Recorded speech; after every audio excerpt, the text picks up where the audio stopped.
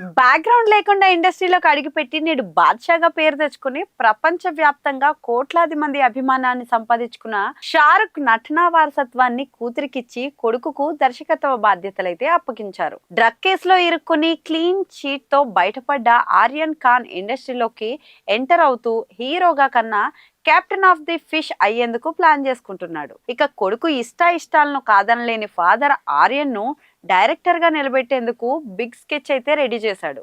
Bad of Bollywood కోసం స్టార్లను రంగంలోకి దింపాడు.